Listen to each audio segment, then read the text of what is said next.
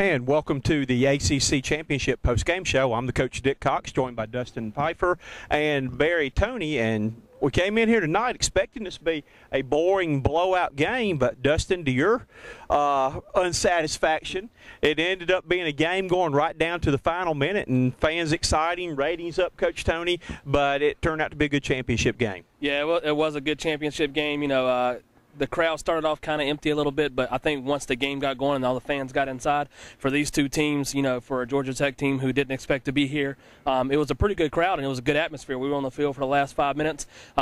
Florida State was a huge favorite. Everybody knows that watches our show that that's my team. But I did expect, you know, that Georgia Tech could hang around a little bit just because that's how Florida State's kind of played this year. But once Florida State got that big lead in the first half, I thought they would maybe cruise. But Georgia Tech, like you said, they came ready to play tonight. They knew they had nothing to lose, fought back in the game, got the ball back with 2 minutes left. But Florida State's defense, which has been their best side of the ball all year, made a play, and they were able to win the ACC Championship, first in 7 years. Coach Toney, Georgia Tech comes into this game 6-6, playing one of the top teams in the country. How were they able to stay in the game? Well, I'll tell you one thing there, Coach. You and I, we talked about coming up the road. It was a game of mindset. You know, both teams lost, real difficult games last week, but they came back, and it seemed like after the first half, starting the second half, both teams started playing ball the way they're capable of playing, and let's give credit to Georgia Tech, even though they came in, like 6-6. They played extremely hard, and up until the end, they had a shot to come back and beating Florida State. But on the other hand, let's give Florida State credit too. They found a way to win. Florida State is the 2012 ACC Football Champions. We'll be heading on to the Orange Bowl. We're going to go now and hear what Jimbo Fisher had to say, along with several of the Florida State players, on our post-game show.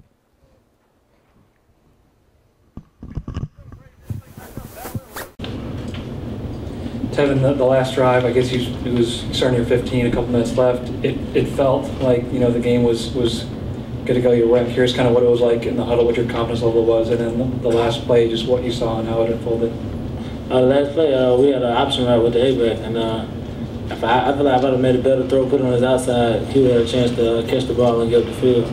I kind of left it inside and then got undercut it and made a play on the ball. My confidence level was the same as it was when we started the game. I felt like we were going to go down and win the game. Anyone else?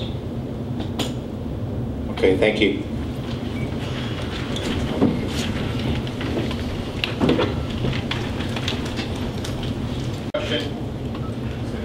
Please wait for the handheld mic. For Carlos, obviously this week I'm sure it was pretty emotional given Coach Stoops' future. What was it like for you going through the week, and then as the game ended with that play, what was kind of going through your mind? It was a great week of practice. Coach Stoops, really didn't talk about his move to Kentucky or him leaving at all. It was more focused on playing Georgia Tech, playing a sound defense and winning. And I was behind Moody all week in practice, getting good reps, making sure I knew my assignment and alignments. And after he went down the first kickoff, my name was called, and I was kind of nervous, but it's the game of football. You got to go out there and step up, and it was my time, and I think I played pretty well tonight. Front row. Carlos, could you go through the interception? Just what happened? Go through that play. Coverage was called. They're trying to get the ball downfield, really spread the ball out, trying to not really so much milk the clock, but try to run a little hurry up. And I was covering three to the field. He came across, and the quarterback threw a pretty bad ball. I just broke on it and tried to tip it up, bat it down, but luckily it tipped up in the air, and I just tried to make a sure catch, and that's what happened. I'm just happy I got the ball, and we're ACC champs. Front row. EJ, it's been 7 years since Florida State's won a title. What does it feel like to be a champion again and to win the conference championship? It feels great. I think we're going to, have even better feelings tomorrow. I honestly at a loss for words right now. I'm just enjoying the moment. I'm happy for my teammates, happy for our coaches, and happy for our fans. So, be able to do this and get Florida State on the right track while I'm on my way out of here, I'm extremely excited and proud. Front row again. Hey, James, kind of walk us through the sideline there when Carlos intercepts the pass. What's going on in everybody's minds? I know that they were kind of rallying there for a minute for you guys. Yeah, you know, I mean, I was standing on the bleachers getting the crowd crunk, and I knew they were going to come through and fight for each other. That's one of our mottos, is fight for each other. So we just make sure everybody on the sideline was standing up, getting crunk, and getting loud. And Carlos came up with a big time play. He took it all the way back to like the 2-yard line, and it was just a great defensive play by Carlos. Go right here. EJ, can you talk about your last drive? Obviously it ended in the interception, but it kind of worked like a punt anyway. And not only that, but you got a few first downs to make them burn time and flip field position. Right. Yeah, that was huge for us. We wanted to get points, but like you said, we kind of used the go route as a punt, more or less. So, I hate throwing interceptions, but it is what it is. And, kind of took some time off the clock, put their team in a bad, with bad field position, try to help our defense get, a little breather or whatever. We wanted to get points, but we didn't. And, I thought we made some huge third down conversions and to continue to move the ball down the field. Get to our left guy. Carlos, how did the team respond this weekend in this game to, you guys lose Tank, Mark Stoops has one foot out the door, a lot of distractions that could have gone the other way against you guys. Did it work in a positive way in terms of inspiration this week? Not so much inspiration. Like Coach Jimbo always talks about, like, you can't drive a car looking in the rearview mirror because you end up crashing yourself, end up dying. But the team focused, and we always look forward through the front mirror, and we drove perfectly right to Charlotte, North Carolina. We had a very good time at the hotel, eating good meals, hanging around, being the great team that we are, and we steered correct right here to the ACC Championship, and we won. So, thinking about Stoops, I'm very happy for him going to Kentucky. Tank, very proud of him. Played a great season, losing B-Jinx early in the season. But as far as that, we kept looking in the front mirror, as Coach Jimbo always talks about, and we're home safe now, going to Miami to play in the Orange Bowl. Back of the room. Carlos, the offense turned the ball over 3 times in the second half. So, how important do you guys feel like defensively that you were able to step up and really preserve this lead? It's always important to have a good defense. We believe in our offense week in and week out. Those guys make great plays, blocks, runs. So, there was never no point where we were like, what, we're just not going to worry about the offense. It's all on defense. We knew that they were going to make their plays. We knew we were going to make our plays. And it came up on defensive side tonight. A couple weeks ago, it was offense saving defense. So, we just stepped up, really locked in. You know what? It's defense tonight. Let's do it for them. They're having a hard time. We have to step up, and that what we did as a whole defense, as a crew. Also, Devontae Freeman here as well. Next question in the back. EJ, talk about your special senior season. You're becoming the 7th Florida State quarterback to surpass 3,000 yards passing. It's a great feeling. I'm extremely proud of it. And I think my teammates, my offensive line, they did a great job this year. I think they really took it upon themselves to protect me. And my backs, tight ends, receivers, all my supporting cast, I thank them. So, anytime you get yardage like that, you have guys that are out there making plays for you. So I'm just happy and proud of my teammates. Front row. Hey, Devontae, talk about how important it was to the way you guys established the run early, and especially against a team like that, who they're the team that usually does that. We just tried to establish the run the ball, knock a little time off the clock, but still execute the plays and stuff. Just go down the field and drive. Next question. Front row. We'll work in eventually, Coach. EJ, is it special for you to be the quarterback that got Florida State back to this stage and got over and win the ACC title? Definitely.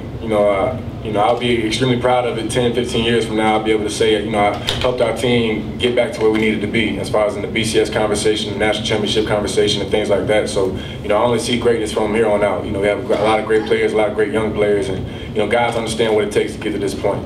So I don't see us going back to where we used to be. I think Florida State back in the conversation. Any other questions for any of the players? Stay back, guys. Appreciate it. Good job, guys.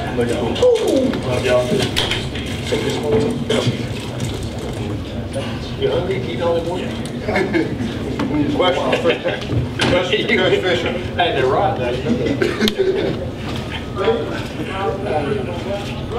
Coach, what's it mean, 7 years since Florida State's won an ACC title, you guys are champions again? What's it mean for the program? I think it's huge because I think you keep continuing to change the culture. We had a culture there for a while that we couldn't win those games. We couldn't win 10 games in a season. Now we've won 11. We won an A-Atlantic. It's the second time we've been here in 3 years. We now got over the hump and won the first championship. And I think you got to understand, when you got to win one before you can ever say I'm back, and everybody wants you to win a national. You got to win a conference championship before you can win a national championship and keep getting in that hunt. But now our kids understand what it takes, how hard it is. But, you know, they're champions. And I'm going to tell you, it's something, you think different, you act different, you become different. And hopefully it'll transform into the offseason, into our young guys, and we can keep that culture around here like it used to be. Jimbo, could you talk about the way Carlos played? Obviously, a lot of potential in that kid. It's a big interception. He also had 11 tackles. He led you in tackles, and he wasn't supposed to start, right? Well, he was going to play a bunch. Right. We knew he was going to play in there a bunch, and that's what he was in that situation. And Carlos, he's played great all year. Does special teams, whatever he asked, with the ball in his hand. And he's just a very instinctive. He's a very good football player. He's physical, and got good ball skills, and he played a tremendous game. I mean, the guy's going to be a great player. He's got 2 years left, and I'm glad of that.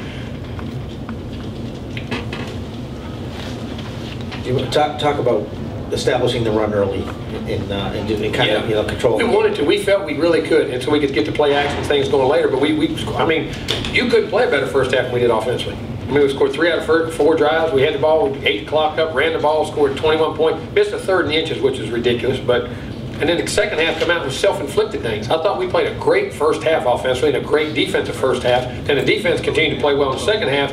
And offense, we just shot ourselves in the foot. A senior lines up wrong. Didn't line up on a formation right. Got a penalty when we're driving. Because 2 or 3 times we broke midfield and we're driving down to get points. And we had a holding. We had a lined up wrong, guys, the 1st and 15. And then we had the turnover late when the EJ got hit in the back. We were having a guy coming open on a play. But just a lot of self-inflicted wounds and silly things. But very proud of the first half and how physical we were and how we were able to establish the run. Coach, we talk an awful lot about the work the players put in, but you've put in a lot of work yourself since you got to Florida State. Just what does this win mean to you personally? Well, I mean, I don't know that because I don't ever think in those terms. It is for the players, our loyal fans, the people who stay behind us, and it's great for them to be there. And I'm extremely happy for our players because I know how hard it is and how much flack they've taken for when you're going to be back, when you're going to win a championship, when you're going to do this, or this group here, you've recruited a great class. Well, it's only the 3rd year of the program. We've been there 3 years. We've been in 2 conference championships, and we won 1. We won 11 games. We won 30 games. We're about the 7th winningest team in the country. These seniors and these players have done a tremendous job. For me, I guess I will think about it later. I don't ever think in those terms. I'm just happy for them that they can call themselves a champion because that doesn't happen. There's some great teams out there that never get to say they're champions, and that'll be a bond that they can keep forever and ever. On that same tone, just what it means for EJ to go out like this. I mean, you know, the quarterback's always measured by championships. I mean, you say sometimes it's fair, sometimes it isn't. I mean, but you know, he is a selfless player. He plays hurt, banged up, bruised.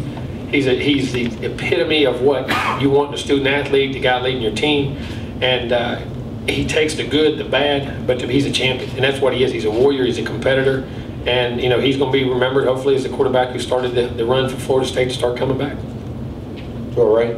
Jimbo, what did you guys do well defensively? They ran for 130 yards less than they normally run for. Kept great leverage on the football. I think first half we did 2 things. First of all, they kept great leverage on the football, and they had great eye discipline. And you notice for most of the time when they had a guy on the quarterback, guy on the pitch, they give up a few plays inside, but you know you're going to get a dive play or 2. But the big plays usually come in the option from the outside. And for them, we kept great discipline on having a guy on the quarterback, guy on the pitch. And they didn't, as I say, I want a hero in the game. And a hero to me in this game for them on defense was not a guy who was going to be outstanding and fly around, but a hero doing my job. I had to be very disciplined. And if it wasn't my play, I had to take the quarterback. I had to take the dive. And they stayed as a unit and a team and played very well that way, extremely well. Jimbo, how important were some of the plays that EJ made with his legs running the ball tonight? Critical. We had that option because they started blitzing, and we knew early they hadn't blitzed much at all, and they came at us and blitzed like crazy, and we're getting the edges and the option, and his legs were very critical in getting those big plays, and then early, especially in the first half, and made some really nice plays. Had a nice scramble in the second half, eat up a lot of time also. On that note with the defense, it seemed like Mario did a really nice job filling in over there. Physical. That guy's going to be a heck of a football player now. I mean, like I say, one guy goes down, another guy gets an opportunity. I don't know how many tackles or plays he made in the game, but I noticed him had a big sack there one time on a critical play, and I mean, that guy's going to be a heck of a football player now. All right. Jimbo, again, talking about the growth of a program, that game seemed to be playing a lot like the NC State game. They get the ball back with 2 minutes left, you guys get shut out on offense, and the defense made a play this time, right? Exactly right. I mean, as I said, you find ways to win games. Good teams win games in different ways. The Clemson game, we outscored them. All right, this game, we played great defense. The NC State game, we couldn't make enough plays either way. But again, that goes part of being a champion. There's a point in time you point back and you look at it and you say, that was it. That's the time that you got over that hump and you got there and you didn't let the circumstances blur your vision. And they did that. The defense did, and we were able to make that play. And they were determined. They said at halftime, we're going to do whatever we got to do, and they did. Front left. Jimbo, everybody knows your relationship with Nick Saban. They're going back to a national title game. Are any similarities in how you're building your program compared to? I would like to think so, in that we do the infrastructure of our programs are very similar. I think we have a lot of beliefs that way. I mean, Nick does his own things. I mean, I believe in strong defense. I believe in being able to run the football, being able to play action, play sound, have balance on offense and defense. And I think that's the way you win championships. I think when you become too one-dimensional on all the different things, numbers are great, but wins are what it's about in championships. You got to be great on defense, and that's a lot of things. We believe a lot of the same things. Now we just got to go win us some championships, or national championships. Huh? Real quick, just what happened to Menelik? Is he okay? He just had an ankle. He hurt an ankle in the first half, and he really went. And he came out that second half, and it stiffened up on him a bunch at halftime, and he just couldn't push off. I mean, he couldn't get enough power on it. And he said he just, he was gimping and wasn't reaching. That's why we couldn't reach those blocks, and he couldn't push. And he said he had to come out, so we played Bobby. Any other questions? Any question up here? Yeah. One last question. No, go ahead. Jimbo, when will you decide whether or not Coach Stoops will coach through the bowl game, and will you guys just evaluate that when you get back? I doubt it. We'll have to talk about it. It'll be hard. It's going to be very hard because you're a head coach. Now, let me tell you something. You think you know what's about to hit you. I'm going to tell you what, you're sitting in that chair and you look behind you, there ain't nobody else. You make all those final decisions and all the things you got to do with the staff and the organization and all that stuff. I'll be amazed at that, and I wouldn't expect him to. He's got to go take care of his business. There's a lot of things in there. I mean, if he wants to, we'll talk about it, but I'm going to be shocked because, let me tell you something, when you first get a head coaching job, you have no earthly idea about how much time and effort, and you think you're organized and ready, then for every one, there's 5 more things happening you got to get done. That's going to be a very tough chore. Jimbo, I assume you wouldn't know who would lead your defense because you don't know who he's taking with you. I've got some ideas and thoughts, and I'll share it. By the bowl? Huh? Could be, yeah. Okay. I mean, and some different thoughts on how we do things, and we'll get organized, and I'll get back on that trail tomorrow. Thanks I was trying to enjoy something for 5 minutes. I can't even enjoy it. You got me thinking. Now I'm back to that mode. I thank the court. Where's your partner in crime at? I don't know. He mad we won? Real quick, you had a couple guys, Chris and Brandon, who couldn't get on the field, but obviously played big roles in you getting here. Just what it means for those guys to. They were just as happy, man. They were on the sideline cheering, pushing, and clawing, and I mean, they all, that's their ring too. And it was great to see them there and to be a part of it. I was happy. Jacoby was over there. There's a bunch of guys, and I was extremely happy for them. And they were being the best teammates they could be, just like they always are. It's huge. Anyone else? Oh, we got a couple more out there, Coach. Behind you. It's good. I'm not going nowhere. Plane won't leave till I get there. What do you boys think about Dad's job today? My 2 boys? Yep. Trey will have 38 things we did wrong. Trey will be home. He's worse than I am. Golly. He's amazing. He's going to be happy as heck. He'll love on me.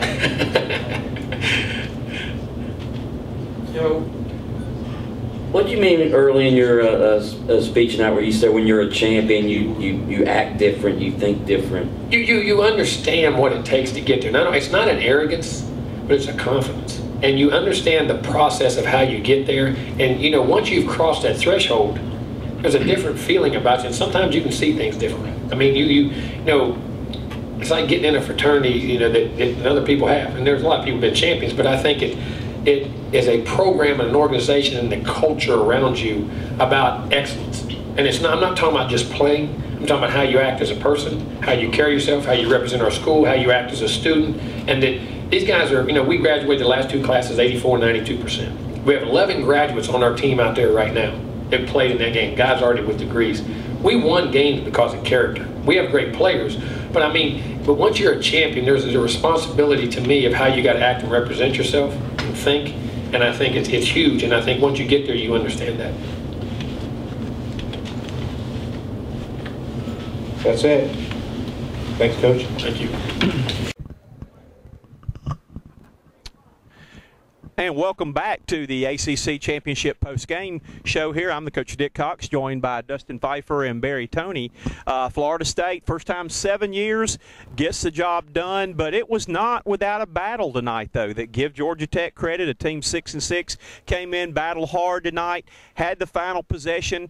You know, for a storybook ending, Coach Toney and I were standing out here on the goal line saying, could it be determined right down here where we are? We're in the end zone Georgia Tech was headed for to win the game, but Dustin, Florida State comes up with a big play to seal the victory. Yeah, y'all were saying, could it be? I wasn't saying anything because I was a little nervous on the sidelines. But a good, hard-fought game by both teams. I really do take my hats off to Georgia Tech and their coach. They came in, had them ready to play, and they played a good game. Florida State, somebody mentioned it in the postgame when they were talking to Coach Jimbo Fisher that this was kind of like the NC State game earlier in the year where you get out to a big lead in the first half, but then you don't score any points in the second half. Florida State did not score in the second half.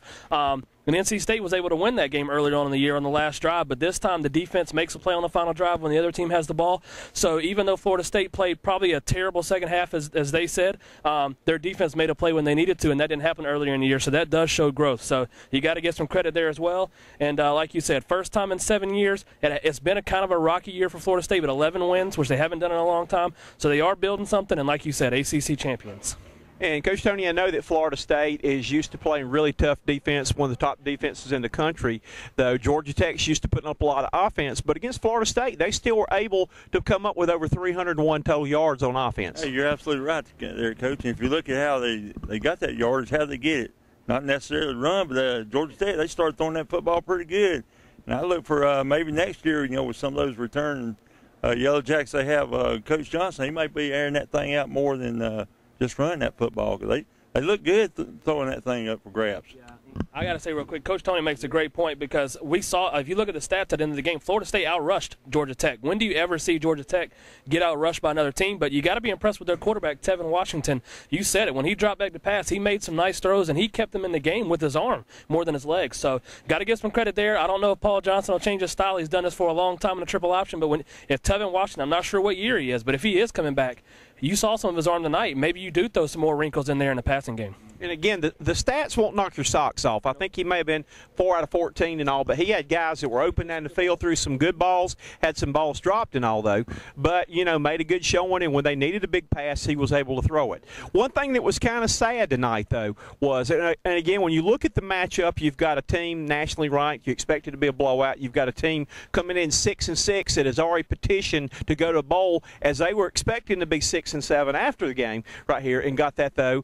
And there was not a whole lot of tickets sold, but there was a buzz in the air and a buzz in the stands that was sitting right next to us right here. And both teams came out, were very vocal. Again, I would love to have seen more people here because Charlotte did a great job not only of hosting the game, but we said it looked like a fair outside, Coach Toney, with the festive atmosphere, the fan fest. I went to the Legends Banquet last night, though, but hats off to the city of Charlotte and the ACC for putting on a great show. I just wish more people could have seen it. Well, I think this may just be, you know, a one-time thing in Charlotte because we've seen that when they've had it here the past couple of years, they've been sold out, been packed. And even tonight, once the game got going, you know, a lot of people in Charlotte arrived at games late.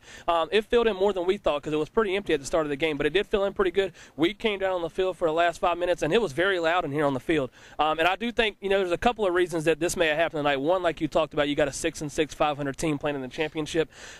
But that's because of a couple of reasons. You have two teams, North Carolina and Miami, who probably would have been pretty good draws, who were on bowl probation and couldn't play in the ACC Championship. So, you know, you have that. And then the ACC is just a little down this year. But I think once those teams get off of probation, Miami and Carolina, and you have them back in the mix, you'll see more sellout crowds here. And I think, like you said, Charlotte does a great job. Ever since this came up here, it's pretty much been sellouts every year. So this is not something that happens all the time. So you can't really say it's because it's in Charlotte or it's because of whoever. It's just different circumstances this year. And I think you'll see a big crowd again next year. And I think Charlotte puts on a great show, and it'll continue to be here for a long time. I do too, and I think if this game had been played in Jacksonville, you would have probably seen even half of what we saw there, though. But Coach Toney, you're a big fan of the ACC, and I'll talk a little bit about, you know, what kind of job they do hosting the event. Well, I tell you what, there, Coach, like, you know, like y'all mentioned there, hey, Charlotte does an outstanding job. In the practice facilities here, where the Panthers play, hey, they ranked second to none. We were walking down on the field. The field's in, great shape. And like Dustin said, those last 5 minutes, you could just sense the energy and enthusiasm. And even though the numbers may have been short, I tell you what, the ones who were here, they were really doing some hooting and hollering for their team going down the stretch, because that game was it was in doubt. You didn't know what was going to take place, and my hats are off to Florida State for finding a way to win. And then on the other hand, Georgia Tech coming in here, a big underdog, and not many people giving them a chance to win. Hey, they gave it their best shot, and they fought hard, and they gained a lot of respect from my end. Dustin, how big of a monkey is it King Kong that Jumbo Fisher gets off his back to finally get a championship? I know high expectations when he took over. You're a huge Florida State fan there. But to finally get that monkey off his back, facing distractions with his defensive coordinator, accepting the job this week at Kentucky. He loses one of his key players, preparing for the game, though. But how big is that? I think you're exactly right. You hit it on the head. King Kong, basically. I don't think people realize. I think you start to realize it more since I'm a fan, and I kind of fill you in, and you follow them a little more now that, we follow each other's teams. But this is a huge step for Florida State. And back in the day, everybody knows, they were a powerhouse. Every year, top 5, competing for national championships. Now we talked about it, and I couldn't even believe it when I heard it. 7 years without a conference championship. And we just talked about it before we came on camera. No slight to the ACC, but with the players they recruit and everything, they should be here every year competing for a championship, and they haven't done that. So for Jimbo Fisher, this is a huge step. I think he made a great comment in the postgame when everybody before the year, the last couple of years, have said, well, Florida State's going to go play in the national championship, and it's never happened. It's never happened. Well, first they got to win a conference championship, and they did that tonight, and that's what he said. First you got to worry about your conference. Then if you can win some of those, then you can start looking down the road to maybe national championships. So he gets a monkey off his back.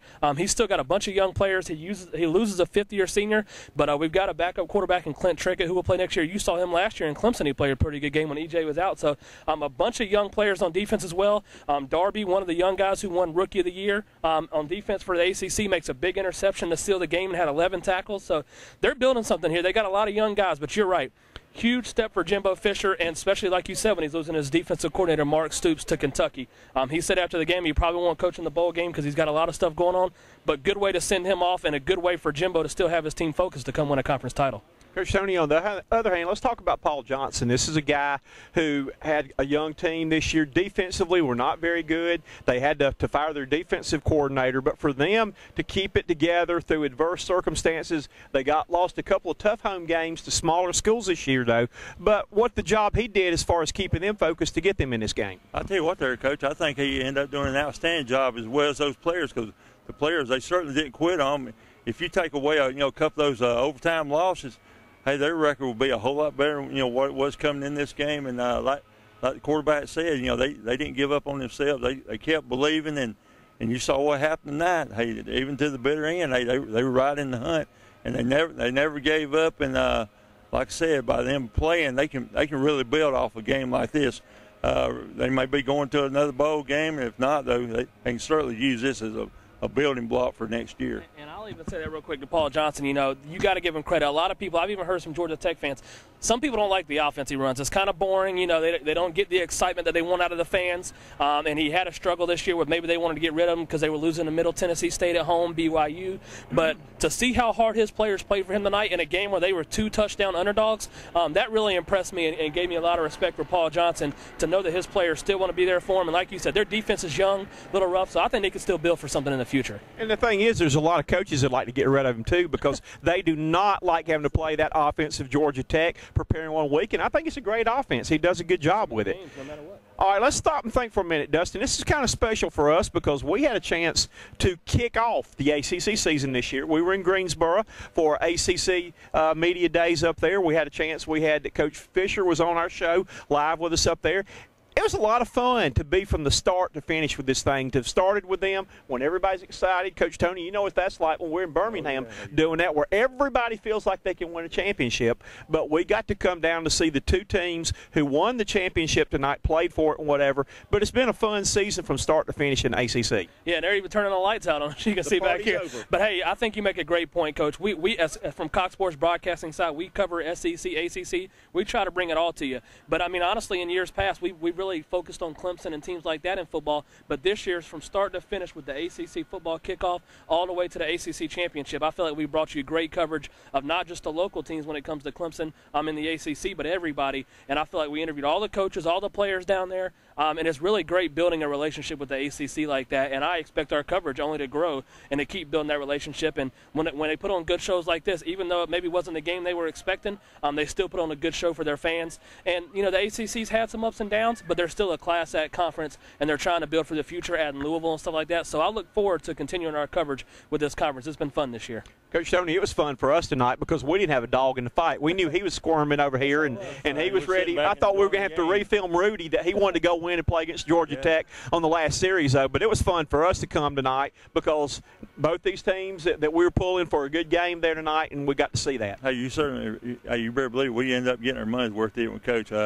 Outstanding game, and I'm sure most of the people in the country, they had no idea that this game would be like this. But once they started seeing it, about the last 5 or 10 minutes of the game, but they had a lot of people start watching this game. But that just shows you how big time atmosphere. Absolutely, that just shows you how great that this show was they put on. I think we could all talk about this. We've covered a lot of sporting events in our time, and not a lot of people will let you come stand basically on the sideline where the players are for the last 5 minutes of their biggest game of the year in the conference. And that was a thrill for me. That's the first time I've had a chance to do that, to be down here to see the atmosphere. The Georgia Tech fans were going crazy behind us. So not a lot of conferences or organizations will let you come get that close to the action for the last 5 minutes of a huge game. And I'm sure y'all enjoyed it as well. So I really enjoyed that, and it just shows that, like we said before, the ACC, they treat you with class no matter what. And I want to echo that. Special thanks to all the people with the ACC for the nice treatment we got, both preseason, postseason, all season long, for the opportunity of covering the teams, though. It's been a lot of fun, though. Congratulations to both these teams that made it to the championship game tonight. Congratulations to Florida State on being the 2012 ACC champions headed to the Orange Bowl. That's going to do it tonight from Bank of America Stadium. Like in a department store, when it's time to go home, they're turning the lights out. So they're sending us a message. We're going to take it to the house. We appreciate you tuning in. This is going to wrap it up from the ACC Championship. Good night, everybody.